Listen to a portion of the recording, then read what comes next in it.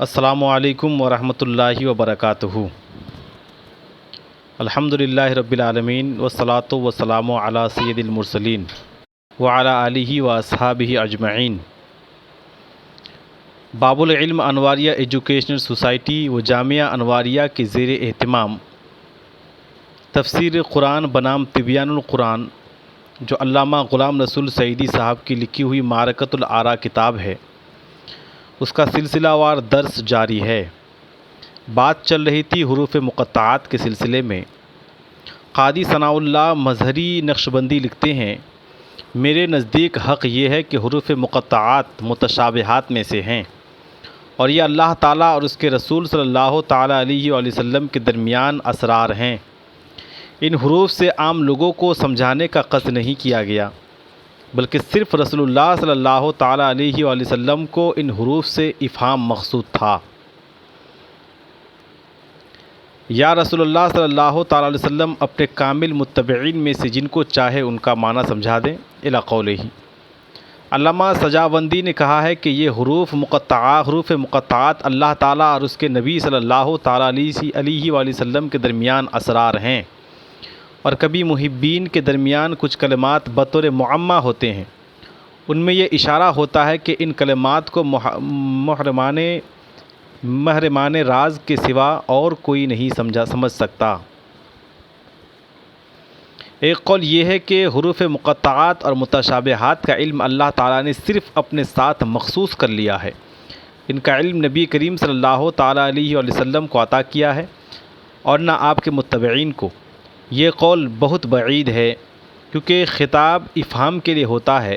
اگر ان حروف سے افہام نہ ہو تو ان سے خطاب کرنا محمل کلمات سے خطاب کرنے کی طرح ہوگا، یا جیسے عربی کے ساتھ ہندی میں خطاب کیا جائے۔ نیز پورا قرآن بیان اور ہدایت نہیں رہے گا، کیونکہ جب ان الفاظ کا کوئی مفہوم حاصل نہ ہو تو ان سے ہدایت کیسے حاصل ہوگی؟ اور اللہ تعالیٰ نے جو یہ وعدہ فرمایا ہے، ثم ان علینا بیانہ، پھر اس قرآن کا بیان کرنا ہمارے ذمہ ہے، اس وعدہ کا خلاف لازم آئے گا۔ اسی طرح الرحمن علم القرآن کا بھی خلاف لازم آئے گا، کیونکہ حروف مقطعات بھی قرآن ہیں اور رحمان نے ان کو نہیں سکھایا۔ اس آیت کا تقاضا یہ ہے کہ قرآن خواہ محکم ہو یا متشابہ، نبی کریم صلی اللہ تعالیٰ علیہ وآلہ وسلم کے لیے اللہ تعالیٰ کی طرف سے اس کا بیان واجب اور ضروری ہے۔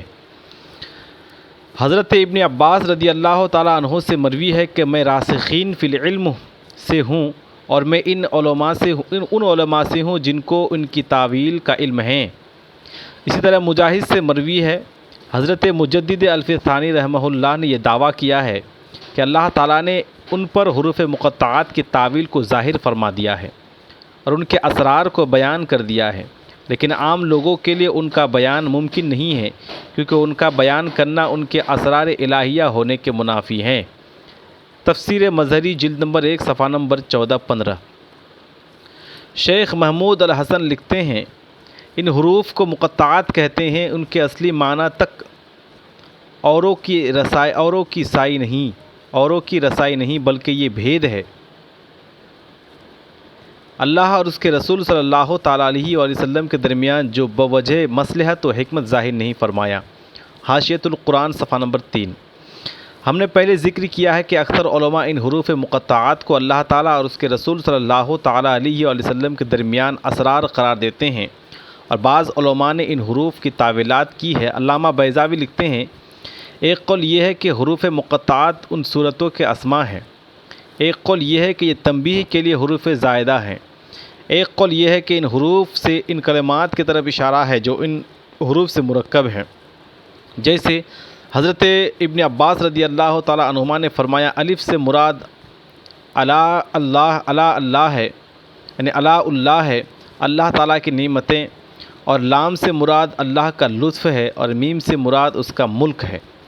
اور حضرت ابن عباس سے یہ بھی مروی ہے کہ الرحمن اور نون اس کے مجموعہ سے الرحمن مراد ہے، اور یہ روایت بھی ہے کہ الف لام میم سے مراد ہے ان اللہ اعلم، میں اللہ ہی خوب جانتا ہوں۔ اور باقی صورتوں کے شروع میں جو حروف مقطعات ہیں ان سے بھی اسی طرح کے کلمات مراد ہیں۔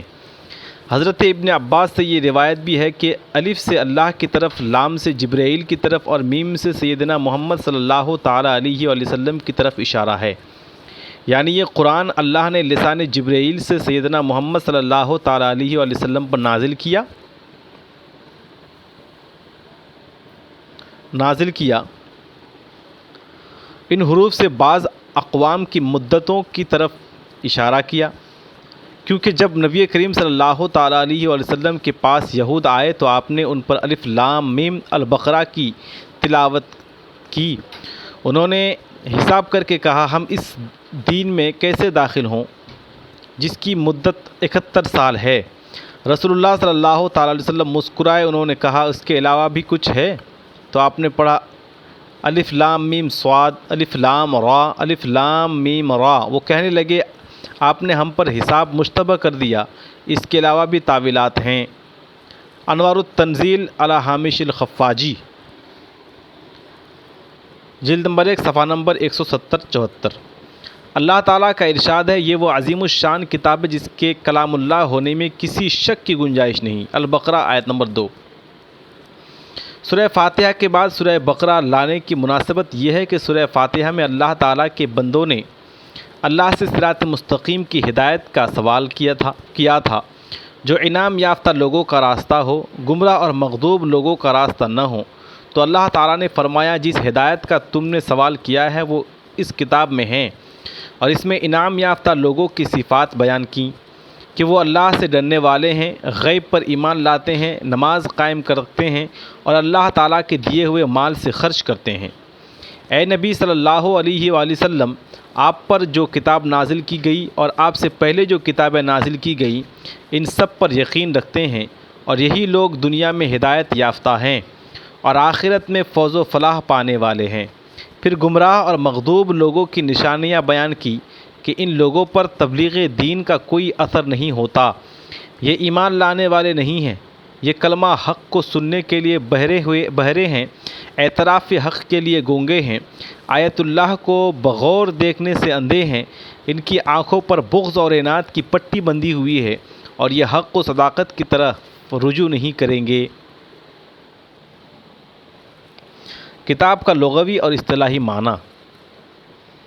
علامہ امام راغب اصفہانی لکھتے ہیں، کتب کا معنی ہے چمڑے کے دو ٹکڑوں، کتبہ کا معنی ہے چمڑے کے دو ٹکڑوں کو سی کر ایک دوسرے کے ساتھ ملا دینا، اور عرف میں اس کا معنی ہے بعض حروف کو لکھ کر بعض دوسرے حروف کے ساتھ ملانا، اور کبھی صرف ان ملائے ہوئے حروف پر بھی کتاب کا اطلاق ہوتا ہے۔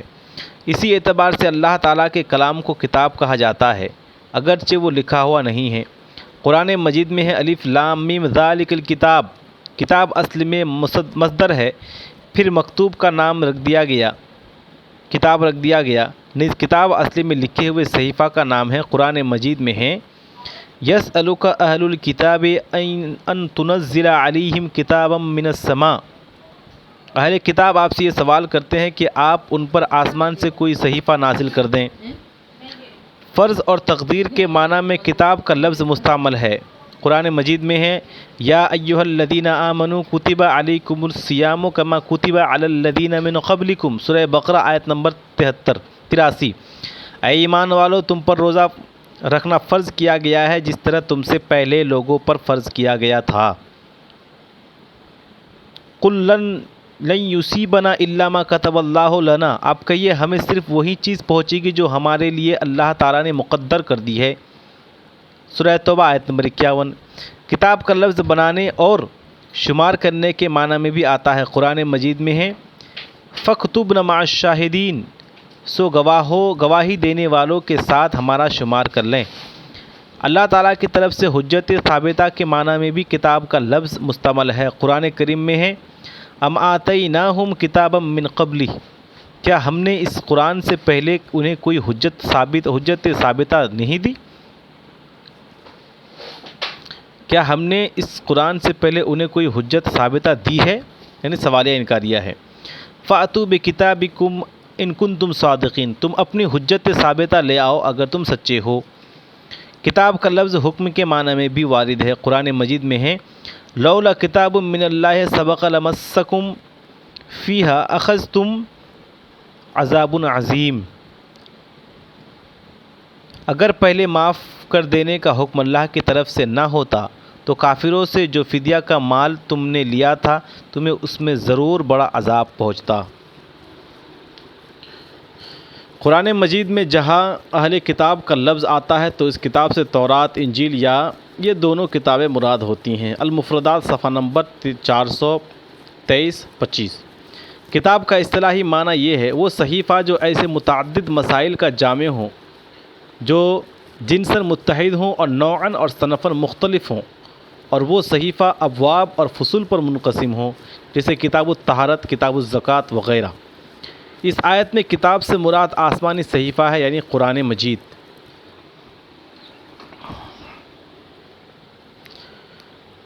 ریب کا معنی، علامہ زبیدی لکھتے ہیں ریب کا معنی حاجت ہے۔ حدیث میں ہے کہ رسول اللہ صلی اللہ تعالیٰ علیہ وآلہ وسلم کے پاس سے کچھ یہودی گزرے، بعض نے کہا ان سے سوال کرو اور بعض نے کہا ما رابکم الیہ، تمہیں ان سے سوال کی کیا حاجت ہے۔ اور ریب کا معنی شک اور تہمت بھی ہے۔ ابن الاثیر نے کہا کہ ریب اس شک کو کہتے ہیں جس میں تہمت کا عنصر شامل ہو۔ حدیث میں ہے جس چیز میں ریب ہو اس کو چھوڑ دو اور اس کو اختیار کرو جس میں ریب نہ ہو۔ حضرت ابو بکر نے حضرت عمر رضی اللہ تعالیٰ عنہ کو وصیت کی علیک بالرائب من الامور، جس چیز میں بالکل شک نہ ہو اس کو لازم پکڑ لو۔ رسول اللہ صلی اللہ تعالیٰ علیہ وآلہ وسلم نے حضرت فاطمہ کے بارے میں فرمایا یریبنی ما یریبہا، جو چیز حضرت فاطمہ کو بے قرار کرتی ہے وہ مجھے بھی بے قرار کرتی ہے۔ اور تہذیب میں ہے شک میں تہمت کو ریب کہتے ہیں، شک مع تہمت کو ریب کہتے ہیں۔ تاج العروس جلد نمبر 1 صفحہ نمبر 282-283۔ قرآن مجید میں ریب کی نفی اور اس بات کا محمل۔ شک کی حقیقت، کسی چیز کا دل میں کھٹکنا اور دل کا مضطرب ہونا شک کی ضد طمانینت ہے۔ آیت کا معنی یہ ہے کہ اس کتاب کے منزل من اللہ ہونے میں، اس کی ہدایت اور ارشاد میں فصاحت اور بلاغت کے لحاظ سے اس کے معجز اور بے مثال ہونے میں کسی قسم کی شک و شبہ کی گنجائش نہیں ہے۔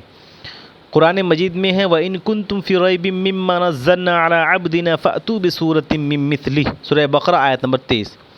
اور جو کلام ہم نے اپنے عبد مقدس پر نازل کیا ہے، اگر تم کو اس کے منزل من اللہ ہونے میں شک ہے تو اس جیسی کوئی صورت بنا کر لے آؤ۔ اس آیت سے بظاہر معلوم ہوتا ہے کہ مشرکین کو اس میں شک تھا، اور پہلی آیت میں یہ فرمایا ہے کہ اس میں کوئی شک نہیں ہے۔ اس کا جواب یہ ہے کہ فی نفسہ ہی قرآن مجید فصاحت و بلاغت کے ایسے مرتبہ پر ہے کہ اس کے منزل من اللہ ہونے میں کوئی تردد نہیں ہے، اور جو شخص بھی کھلے ہوئے ذہن اور بصیرت کی آنکھوں سے اس کو پڑھے گا یا بغور اس کلام کو سنے گا اس کو اس کے کلام اللہ ہونے میں کوئی شک اور شبہ نہیں ہوگا۔ اس آیت کا یہ مطلب نہیں ہے کہ کوئی شخص اس میں شک نہیں کرتا، بلکہ اس آیت کا مطلب یہ ہے کہ اپنے واضح اور روشن دلائل کی وجہ سے یہ شک کا محل نہیں ہے اور اس میں تردد کی گنجائش ہی نہیں ہے۔ اس کے باوجود اگر کفار اور مشرکین اس میں شک کرتے ہیں تو اس کی وجہ ان کی بصیرت سے محرومی ہے، خواہش نفس کی اتباع، تکبر اور ہٹ دھرمی ہے، اور اپنے آباء و اجداد کی اندھی تقلید ہے۔ انہوں نے اپنے دماغ کے دریچے بند کر لیے ہیں اور وہ کسی نئی فکر کو اپنے ذہن میں آنے نہیں دیتے۔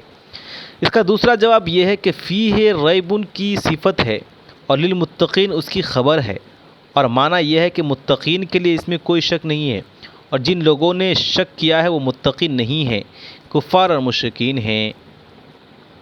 اللہ تعالیٰ کا ارشاد ہے یہ کتاب متقین کے لیے ہدایت ہے، سورہ بقرہ آیت نمبر 2۔ آیا قرآن مجید تمام انسانوں کے لیے ہدایت ہے یا صرف متقین کے لیے؟ اس جگہ فرمایا کہ قرآن مجید متقین کے لیے ہدایت ہے، اور ایک اور جگہ پہ فرمایا کہ یہ تمام لوگوں کے لیے ہدایت ہے۔ شہر رمضان الذی انزل فیہ القرآن ھدی للناس، رمضان کے مہینے میں قرآن کو نازل کیا گیا ہے، درا حال ہے کہ وہ تمام لوگوں کے لیے ہدایت ہے، سورہ بقرہ آیت نمبر 185۔ قرآن مجید کے صراط مستقیم پر دلالت ہے اور متقین کو قرآن مجید کے احکام پر عمل کی توفیق بھی نصیب ہوتی ہے۔ وہ قرآن مجید کے انوار سے مستنیر اور مستفید ہوتے ہیں، اور قرآن مجید میں تدبر اور تفکر کرنے سے ان کے دماغ کی گرہیں کھلتی چلی جاتی ہیں۔ اور غیر متقین کے لیے بھی قرآن کریم ہدایت ہے، نیکی اور دنیا کی خیر کی طرف رہنمائی ہے، اگرچہ وہ اس کی ہدایت کو قبول نہیں کرتے اور اس کے احکام پر عمل کر کے اپنی دنیا اور آخرت کو روشن نہیں کرتے۔ اور جن کفار اور مشرکین نے قرآن مجید کی ہدایت کو قبول نہیں کیا، اس سے قرآن مجید کے ہدایت ہونے میں کوئی فرق نہیں پڑتا۔ اگر اندھا آفتاب کو نہ دیکھے تو اس سے آفتاب کے روشن میں ہونے میں کیا فرق پڑتا ہے؟ اور صفراوی مزاج والا اگر شہد کی شیرینی محسوس نہ کرے تو اس سے شہد کی مٹھاس میں کیا کمی ہوتی ہے؟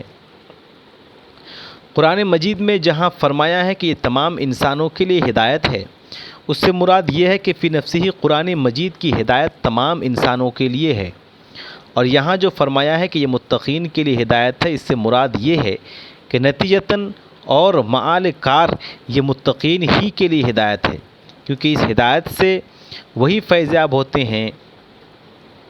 دوسرا جواب یہ ہے کہ ان دونوں آیتوں میں تعارض نہیں ہے، کیونکہ حقیقت میں انسان وہی ہے جو متقی ہے، اور رہے غیر متقی تو وہ اس آیت کا مصداق ہے۔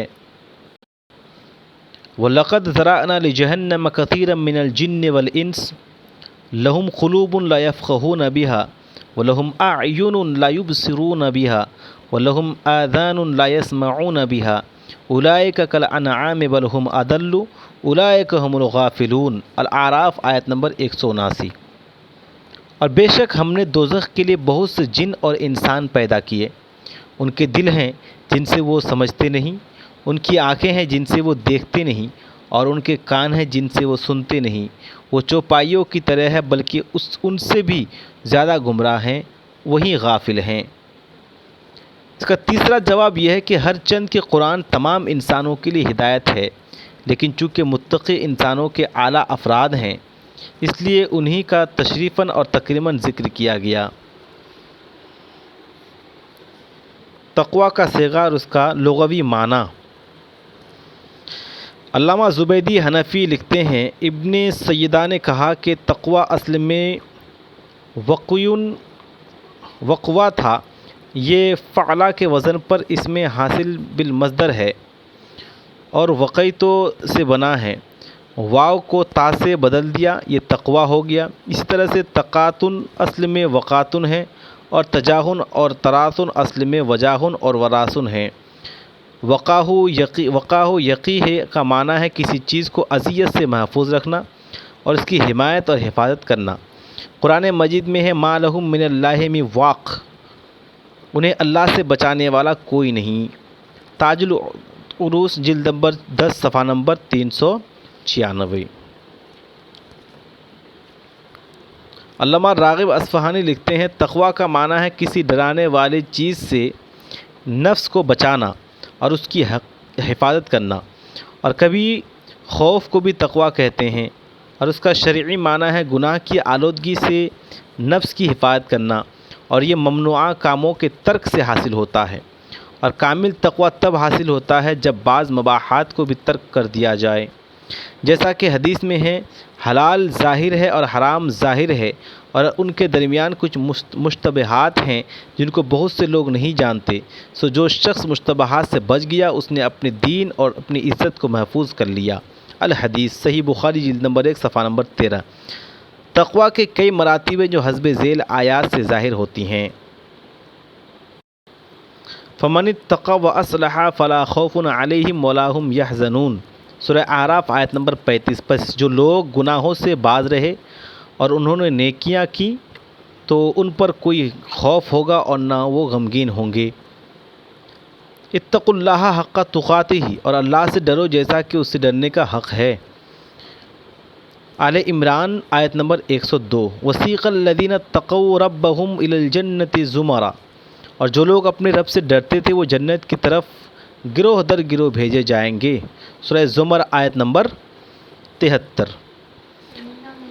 مفردات صفحہ نمبر 530 531۔ تقوی کا اصطلاحی معنی علامہ میر سید شریف نے تقوی کے حسب ذیل تعریفات لکھی ہیں۔ اللہ تعالیٰ کی اطاعت کر کے نفس کو عدم اطاعت کے عذاب سے بچانا تقوی ہے۔ اللہ تعالیٰ کی معصیت کے عذاب سے نفس کو بچانا تقوی ہے۔ اللہ تعالیٰ کے ما سوا سے خود کو محفوظ کرنا تقوی ہے۔ آداب شریعت کی حفاظت کرنا تقوی ہے۔ ہر وہ کام جو تم کو اللہ سے دور کر دے اس سے خود کو باز رکھنا تقوی ہے۔ حظوظ نفسانیہ کو ترک کرنا اور ممنوعات سے دور رہنا تقوی ہے۔ تم اپنے نفس میں اللہ تعالیٰ کے سوا کسی کو نہ دیکھو، یہ تقوی ہے۔ تم اپنے آپ کو کسی سے بہتر گمان نہ کرو، یہ تقوی ہے۔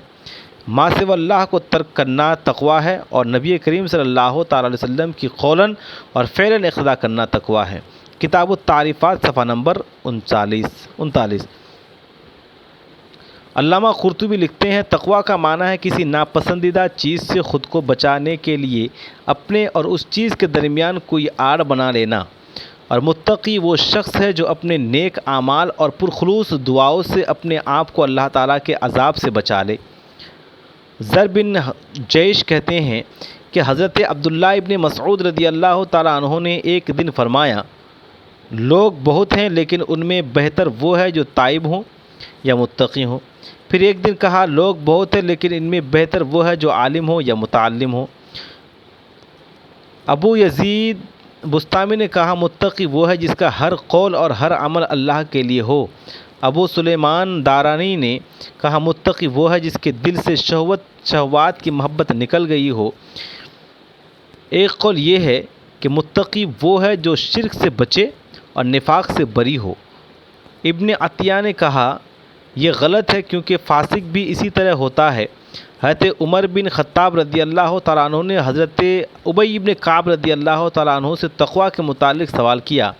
انہوں نے کہا کہ آپ نے کانٹوں والا راستہ دیکھا؟ حضرت عمر رضی اللہ تعالیٰ عنہ نے کہا، ہاں۔ پوچھا، پھر آپ نے کیا کیا؟ حضرت عمر رضی اللہ تعالیٰ عنہ نے کہا، میں نے پائچے اوپر اٹھائے اور ان سے بچ کر نکلا۔ حضرت ابی بن کعب نے کہا، یہی تقوی ہے۔ حضرت ابو الدرداء رضی اللہ تعالیٰ عنہ نے کہا، تقوی ہر قسم کے خیر خواہی کا جامع ہے، اور یہ وہ چیز ہے جس کی اللہ تعالیٰ نے اولین اور آخرین کو وصیت کی۔ الجامع لاحکام القرآن جلد نمبر 1 صفحہ نمبر 161-162۔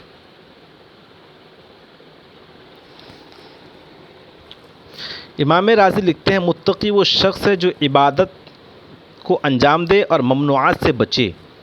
اس میں اختلاف ہے کہ گناہ صغیرہ سے بچنا بھی تقوی میں داخل ہے یا نہیں۔ حدیث میں ہے کہ نبی کریم صلی اللہ تعالیٰ علیہ وسلم نے فرمایا، کوئی بندہ اس وقت تک متقین کے درجہ کو نہیں پا سکتا جب تک ان چیزوں کو ترک نہ کر دے جن میں حرج نہ ہو، اس خوف سے کہ شاید ان میں حرج ہو۔ حضرت ابن عباس نے فرمایا، متقی وہ لوگ ہیں جو عذاب سے بچنے کے لیے خواہش نفس پر عمل نہیں کرتے اور اللہ تعالیٰ سے رحمت کی امید رکھتے ہیں۔ امام راضی فرماتے ہیں، یہاں تقوی سے مراد خوف خدا ہے، کیونکہ اللہ تعالیٰ نے سورہ نساء اور سورہ حج کی ابتدا میں فرمایا، اے لوگو اپنے رب سے ڈرو، یا ایھا الناس اتقوا ربکم۔ حسب ذیل آیات میں بھی تقوی سے مراد خوف ہے۔ اذ قال لهم اخوهم نوح الا تتقون۔ اذ قال لهم اخوهم نوح الا تتقون، جب ان کے ہم قوم نوح نے ان سے کہا، کیا تم خدا سے نہیں ڈرتے؟ اذ قال لهم اخوهم ہود الا تتقون، جب ان کے ہم قوم ہود نے ان سے کہا، کیا تم خدا سے نہیں ڈرتے؟ حضرت ابن عباس سے روایت ہے کہ رسول اللہ صلی اللہ تعالیٰ علیہ وآلہ وسلم نے فرمایا، جو شخص یہ چاہتا ہو کہ وہ لوگوں میں سب سے زیادہ مکرم ہو، وہ اللہ سے ڈرے۔ اور حضرت علی ابن ابی طالب رضی اللہ تعالیٰ عنہ نے فرمایا، معصیت پر اصرار نہ کرنا اور عبادت پر مغرور نہ کرنا تقوی ہے۔ اور ابراہیم بن ادھم نے کہا، تقوی یہ ہے کہ تمہاری زبان پر مخلوق کا عیب نہ ہو، فرشتے تمہارے افعال میں عیب نہ پائے، اور اللہ تعالیٰ تمہارے دل میں کوئی عیب نہ دیکھے۔ علامہ واقدی نے کہا، تقوی یہ ہے کہ جس طرح تم اپنے ظاہر کو مخلوق کے لیے مزین کرتے ہو، اسی طرح اپنے باطن کو اللہ تعالیٰ کے لیے مزین کرو۔ ایک قول یہ ہے کہ اللہ تعالیٰ تم کو وہاں نہ دیکھے جہاں اس نے منع کیا ہے، اور ایک قول یہ ہے کہ جو رسول اللہ صلی اللہ تعالیٰ علیہ وآلہ وسلم کی سیرت کو اپنائے اور دنیا کو پس پشت ڈال دے، اے نفس کے اپنے نفس کو اخلاص اور وفا کا پابند کرے اور حرام اور جفا سے اجتناب کرے، وہی متقی ہے۔ اور ایک جگہ فرمایا ہے کہ جس کا نتیجہ یہ ہے کہ حقیقت میں انسان وہی ہے جو متقی ہو۔ تفسیر کبیر جلد نمبر 1 صفحہ نمبر 161 162۔ السلام علیکم ورحمۃ اللہ وبرکاتہ۔